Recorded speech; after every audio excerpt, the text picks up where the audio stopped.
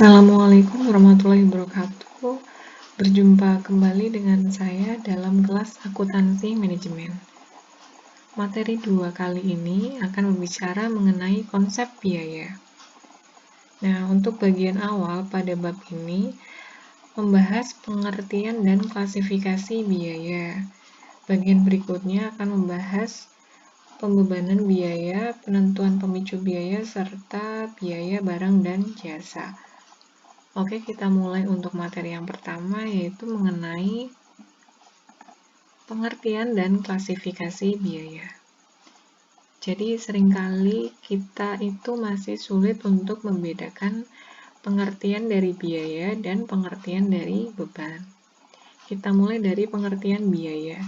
Jadi, biaya atau cost itu adalah pengorbanan sumber ekonomi untuk memperoleh barang atau jasa yang diharapkan memberi manfaat sekarang atau masa yang akan datang.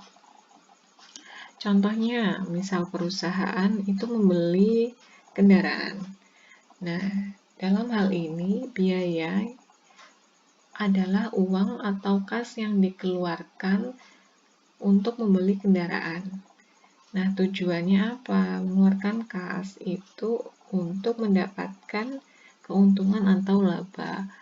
Baik bisa manfaatnya dapat diperoleh sekarang atau masa yang akan datang. Kemudian ada beban. Beban atau expense ini adalah biaya barang atau jasa yang telah digunakan untuk memperoleh pendapatan. Jadi, beban ini merupakan penurunan dari manfaat ekonomi dalam suatu periode akuntansi dalam bentuk arus keluar atau berkurangnya aset atau liabilitas yang nantinya akan berakibat pada penurunan ekuitas.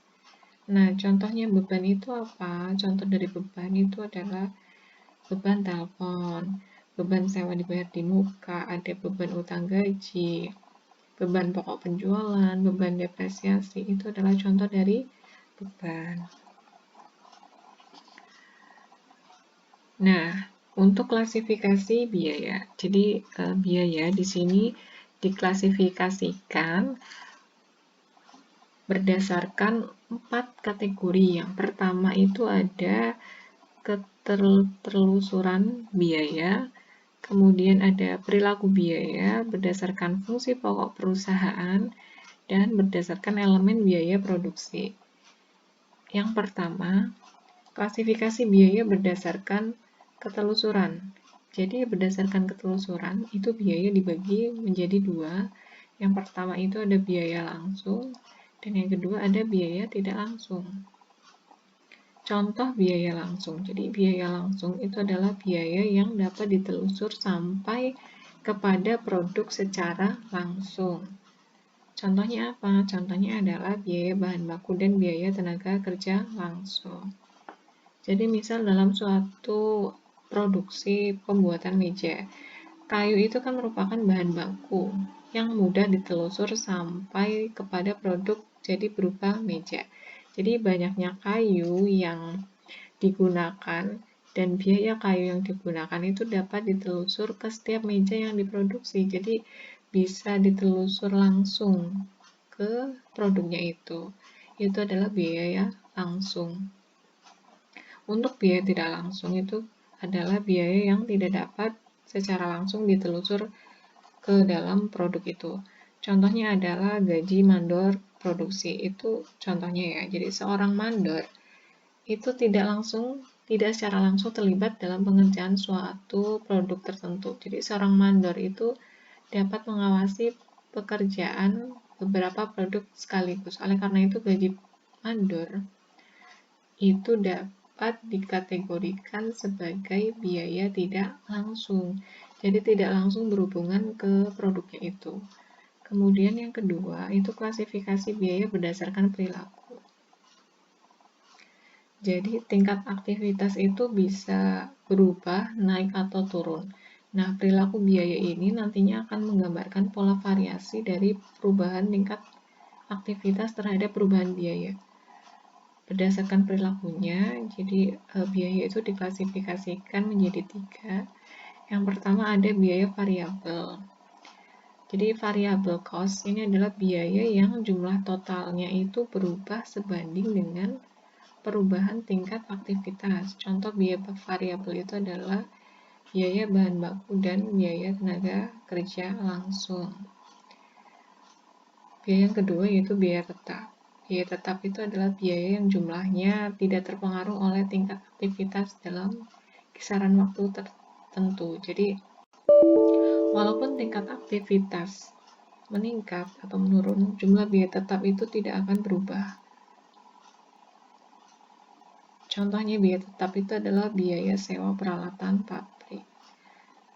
Ketiga itu ada biaya campuran. Jadi biaya campuran ini adalah biaya yang memiliki karakteristik dari biaya variabel dan biaya tetap.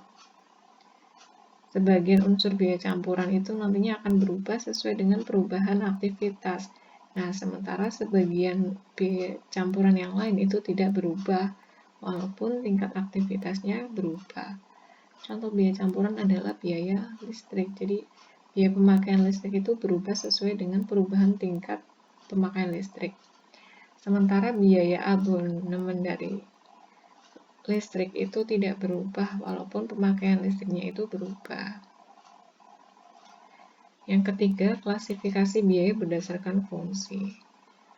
Nah, pada dasarnya ada 3 jenis fungsi pokok di perusahaan, yaitu yang pertama ada fungsi produksi, pemasaran, dan administrasi umum. Oleh karena itu, biaya ini diklasifikasikan menjadi 3, yaitu biaya produksi, biaya pemasaran, dan biaya administrasi umum.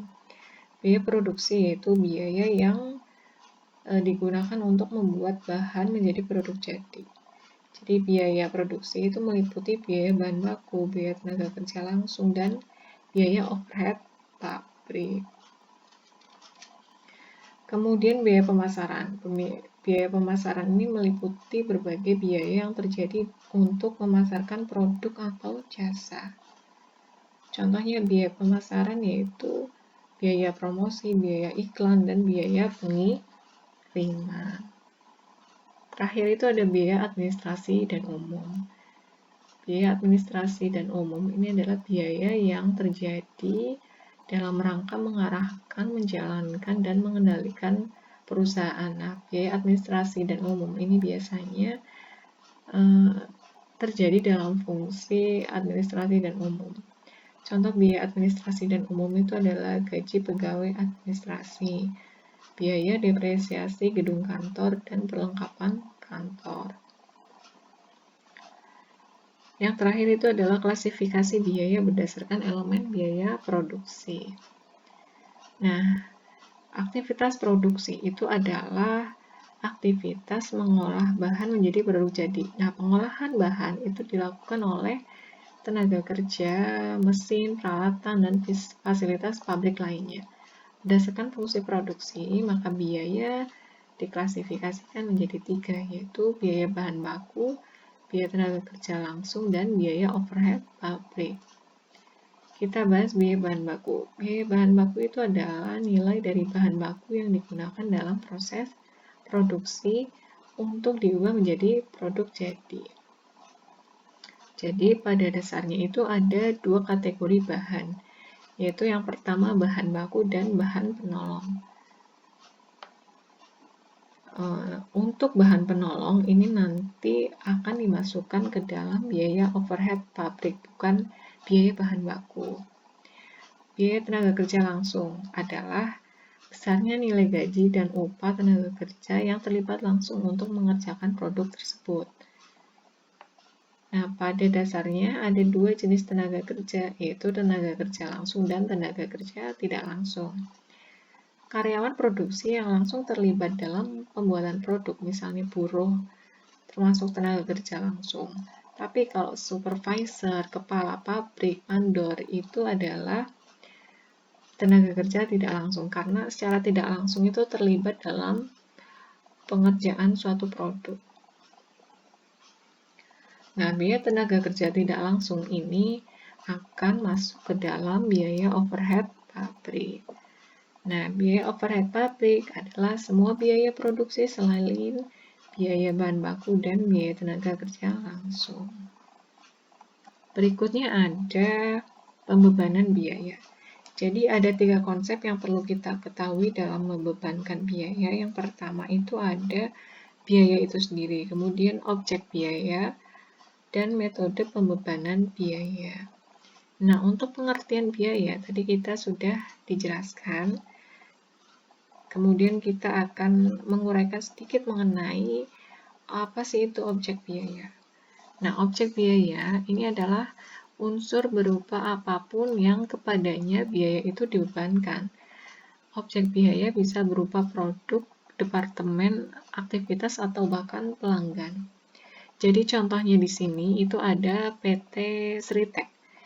PT Sritek memproduksi pakaian melalui 2 departemen produksi, yaitu ada departemen penjahitan dan ada departemen penyelesaian. PT Sritek ini memproduksi baju dan celana. Nah, aktivitas di departemen penyelesaian itu meliputi pengancingan, penyetrikaan, pembungkusan. Kemudian PT Sritek ini mempunyai 2 pelanggan, yaitu ada Cantika dan ada Surisa. Nah, biaya itu kan bisa dibebankan ke masing-masing produk, bisa celana atau bisa baju. Nah, baju dan celana itu adalah objek biaya yang berupa produk. Kemudian biaya juga bisa dibebankan ke departemen penjahitan maupun departemen penyelesaian. Berarti dalam hal ini departemen penjahitan dan departemen penyelesaian itu adalah objek biaya berupa departemen. Kemudian biaya juga bisa dibebankan ke aktivitas pengancingan, pembungkusan, dan penyetrikaan. Berarti pengancingan, penyetrikaan, dan pembungkusan itu adalah objek biaya berupa aktivitas. Nah, ada lagi tadi biaya juga dibebankan kepada pelanggan. Nah, berarti di sini biaya dapat dibebankan kepada toko Cantika dan toko Surisa. Nah, objek biayanya berupa pelanggan itu. Kemudian untuk metode pembebanan biaya. Jadi pembebanan biaya itu adalah penentuan biaya yang dikonsumsi oleh objek biaya.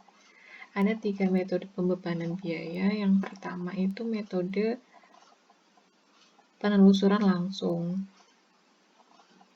Langsung saya jelaskan untuk penelusuran langsung. Jadi penelusuran langsung itu adalah proses penentuan biaya yang dikonsumsi objek biaya dengan mengamati hubungan langsung antara biaya dan objek biayanya. Jadi penelusuran biaya sumber daya ke objek biaya dilakukan melalui pengamatan hubungan fisik. Contohnya ilustrasinya seperti ini. Jadi ada suatu objek biaya. Objeknya itu adalah meja. Kemudian biayanya itu ada biaya bahan baku dan upah buruh pabrik. Pembebanannya mudah ditelusuri berupa banyaknya kayu yang digunakan dan berapa jam kerja buruh pabrik yang diperlukan untuk memproduksi sebuah meja. Jadi biaya bahan baku dan biaya tenaga kerja langsung itu dibebankan ke produk itu atau ke meja. Kemudian penelusuran pemicu. Nah, pemicu ini adalah faktor penyebab besar kecilnya konsumsi biaya oleh objek biaya yang diamati. Pemicu ini menyebabkan perubahan dalam penggunaan sumber daya. Nah, ada 2, yaitu pemicu biaya dan pemicu aktivitas. Kalau pemicu biaya itu adalah faktor yang menentukan besar atau kecilnya permintaan biaya oleh aktivitas. Pemicu aktivitas itu faktor yang menentukan besar kecilnya permintaan aktivitas oleh objek biaya.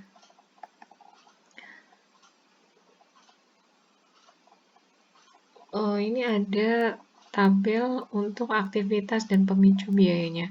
Jadi misalnya ada aktivitas yang pertama pengesetan dari peralatan, berarti pemicu biayanya adalah jumlah pengesetannya. Kemudian ada aktivitas dari pembayaran tagihan. Pemicunya berarti nanti adalah jumlah faktur. Begitu juga ada penjadwalan produksi, pembungkusan barang, itu nanti ada pemicunya sendiri-sendiri. Yang ketiga itu ada alokasi. Jadi ada biaya yang terjadi akan tetapi tidak memiliki hubungan sebab akibat dengan objek biaya. Ada juga biaya yang terjadi itu tidak secara langsung dapat ditelusur ke objek biaya. Nah, apabila hal ini terjadi, maka alternatif metode yang tersedia untuk membebankan biaya ke objek biaya adalah alokasi. Jadi karena tidak memiliki hubungan langsung dan sebab akibat, maka metode alokasi biaya ini dilakukan berdasarkan dengan kemudahan. Nah, jadi dibandingkan dengan penelusuran, pemicu, dan alokasi, penelusuran langsung ini memiliki akurasi yang paling tinggi. Jadi metode membebankan biaya ke objek biaya berdasarkan hubungan yang secara fisik dapat diamati. Kemudian metode yang paling akurat berikutnya adalah metode penelusuran pemicu. Jadi pada metode ini masih terdapat hubungan sebab akibat. Nah, metode yang paling kurang akurat itu adalah metode alokasi itu. Tahapan dalam penentuan pemicu biaya. Jadi pemicu biaya itu ditentukan dengan melakukan tahapan mulai dari analisis aktivitas, kemudian analisis biaya, inventarisasi pemicu biaya, dan pemilihan pemicu biaya. Yang pertama kita bahas adalah analisis aktivitas. Jadi analisis aktivitas ini merupakan proses identifikasi aktivitas yang dilakukan oleh suatu perusahaan. Nah, biasanya ada 3 tahap yang dilakukan dalam menganalisis aktivitas, yaitu yang pertama ada wawancara karyawan, kemudian ada inventarisasi aktivitas, dan pengecekan ulang. Jadi metode yang lazim digunakan itu adalah wawancara. Jadi pewawancara di sini memberikan pertanyaan kepada karyawan mengenai aktivitas yang dilakukannya. Selain aktivitas, pewawancara juga akan bertanya mengenai konsumsi waktu dari pekerjaannya. Dalam hal ini karyawan ini dituntut untuk bisa mendeskripsikan aktivitas yang ia kerjakan itu dengan baik. Kemudian inventarisasi aktivitas dan konsumsi waktu setiap aktivitas itu perlu dikomunikasikan lagi kepada karyawan. Nah, pewawancara dan karyawan juga akan melakukan pengecekan ulang. Pada tahapan pengecekan ulang, pewawancara dan karyawan ini akan mengkaji sejauh mana sih tingkat kewajaran isi dari inventarisasi aktivitas tersebut. Kedua itu ada analisis biaya. Jadi analisis biaya ini bertujuan untuk menentukan jumlah biaya yang dikonsumsi untuk setiap aktivitas. Jadi analisis biaya dijadikan dasar untuk mengidentifikasi unsur biaya yang dikonsumsi oleh setiap aktivitas. Contohnya misal ada inventarisasi biaya aktivitas dari PT Sritek. Ada aktivitas pemeliharaan peralatan dan mesin, biaya aktivitasnya sebesar 17 juta. Nah, data biaya yang diperoleh ini dari bagian akuntansi manajemen yang ada di perusahaan. Itu untuk analisis biaya. Kemudian inventarisasi pemicu biaya. Jadi ini melakukan inventarisasi faktor-faktor kemungkinan yang menyebabkan tinggi rendahnya konsumsi biaya tersebut. Nah, jadi faktor penyebab tinggi rendahnya konsumsi biaya oleh aktivitas itu disebut pemicu biaya tadi. Nah, pemicu biaya itu bisa lebih dari satu untuk suatu aktivitas. Oleh karena itu, perlu dilakukan inventarisasi agar ditentukan faktor pemicu yang paling tepat. Contohnya, ini ada aktivitas pengesetan peralatan dan mesin. Itu biaya aktivitasnya 7 juta. Nah, pemicu biayanya ini lebih dari satu, yaitu ada jumlah pengesetan, jam kerja karyawan, dan jam mesin. Nah, dasar yang digunakan manajemen untuk menentukan pemicu biaya itu adalah hubungan sebab akibat antara biaya dan aktivitas. Apabila manajemen itu menemukan hubungan sebab akibat lebih dari satu pemicu biaya itu, maka ia harus memilih alternatif terbaik di antara alternatif pemicu biaya yang ada. Nah, pemicu biaya yang baik itu terdiri dari karakteristik berikut ini. Yang pertama itu dapat diukur. Jadi perusahaan itu bisa mengukur besaran pemicu biaya dengan mudah. Yang kedua itu dapat dikendalikan. Besar kecilnya pemicu biaya itu dapat dikelola oleh manajemen. Jadi apabila manajemen itu berencana untuk mengubah biaya, maka manajemen itu bisa melakukannya dengan mengubah pemicu biayanya itu. Kemudian sederhana, pemicu biaya itu bukan merupakan data yang kompleks atau yang rumit. Jadi datanya itu sederhana. Kemudian yang keempat, berhubungan dengan objek biaya. Jadi ada hubungan sebab akibat antara pemicu biaya dengan objek biaya. Dan yang terakhir itu dapat diterima. Jadi pihak-pihak yang terlibat dalam perencanaan dan pengendalian biaya dapat menerima pemicu biaya yang dipilih itu. Kemudian yang terakhir adalah biaya barang dan jasa. Jadi output yang dihasilkan oleh perusahaan itu merepresentasi objek biaya. Pada dasarnya ada dua jenis produk perusahaan, yaitu produk berwujud dan produk tidak berwujud. Nah, produk berwujud itu adalah barang yang diproduksi dengan cara mengonversi bahan melalui penggunaan tenaga kerja dan berbagai sumber lain. Oleh karena itu, produk berwujud itu disebut barang. Nah, contoh produk berwujud apa? Ya, mobil, motor, televisi, komputer itu adalah contoh produk berwujud yang berupa barang. Kemudian yang kedua itu ada produk tidak berwujud, yaitu jasa yang diproduksi dengan menggunakan sumber daya manusia dan sumber daya lain. Jadi produk yang tidak berwujud ini adalah jasa. Jasa itu merupakan pekerjaan atau aktivitas yang dilakukan untuk melayani pelanggan. Itu adalah jasa. Nah, sekarang fitur jasa. Jelas ya berbeda antara barang dengan jasa. Nah, pada tabel ini disajikan mengenai fitur dari jasa. Jadi yang pertama itu adalah wujudnya. Jadi jasa itu tidak bisa disimpan, tidak ada proteksi paten, tidak bisa ditampilkan, dan harga sulit ditentukan.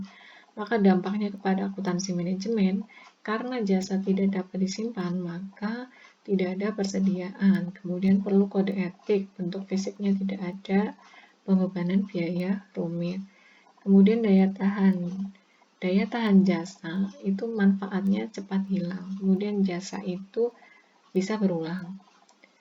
Dampaknya tidak ada persediaan tadi dan perlu adanya standar dan konsistensi. Keterpisahan. Jadi pelanggan ini terlibat dalam produksi ya. Kemudian produksi massal ini sulit dilakukan. Dan dampaknya biaya itu dihitung per pelanggan. Kemudian konsistensi kualitas diperlukan. Untuk yang terakhir itu adalah heterogenitas. Jadi jenis jasa itu sangat heterogen, variasinya sangat banyak. Jadi perusahaan itu perlu mengukur dan meningkatkan produktivitas serta kualitas dari antar jenis jasa. Itu untuk fitur dari jasa. Kemudian ada biaya berbeda untuk tujuan yang berbeda. Jadi biaya produk itu kan merupakan pembebanan biaya untuk mendukung tujuan dari manajerial tertentu. Nah, pengertian biaya produk ini tergantung pada tujuan manajerial yang hendak dicapai. Oleh karena itu, sesuai dengan istilah biaya yang berbeda untuk tujuan yang berbeda. Nah, untuk definisi biaya produk ini ada 3. Yang pertama itu biaya produk rantai nilai, biaya produk operasional, dan biaya produk tradisional. Untuk biaya produk rantai nilai, itu adalah biaya produk yang mempertimbangkan semua biaya, mulai dari riset dan pengembangan, kemudian ada produksi, pemasaran, sampai layanan pelanggan. Nah, jadi sebagai contoh, untuk biaya produk rantai nilai, ini disajikan untuk tujuan penentuan harga jual produk, kemudian keputusan bauran produk, dan analisis dari laba strategis. Yang kedua itu ada produk operasional. Nah, kalau ini adalah biaya produk yang mempertimbangkan harga atau aktivitas yang dikonsumsi produk mulai dari produksi, pemasaran, sampai dengan layanan pelanggan. Nah, jadi dalam penentuan biaya produk operasional, ini tidak mempertimbangkan biaya riset dan pengembangan, karena biaya tersebut itu muncul sebelum ada aktivitas operasi produk dimulai. Itu untuk yang produk profesional. Yang terakhir yaitu untuk biaya produk tradisional. Itu adalah akumulasi dari biaya bahan, biaya tenaga kerja, dan overhead pabrik yang digunakan dalam menghasilkan produk. Nah, dalam penentuan biaya produk ini, biaya inilah yang sering kita anggap sebagai biaya produk. Jadi biaya produk tradisional ini tidak mempertimbangkan biaya riset dan pengembangan. Kemudian biaya pemasaran, biaya langganan pelanggan, sebagian dari biaya produk. Nah, informasi biaya produk tradisional ini umumnya digunakan untuk pelaporan keuangan eksternal. Nah, lanjut kita masuk ke biaya produk dan pelaporan keuangan eksternal. Jadi ada dua fungsi utama perusahaan tadi kan, ada fungsi produksi dan non produksi. Nah, fungsi produksi ini nanti ada biaya produksinya.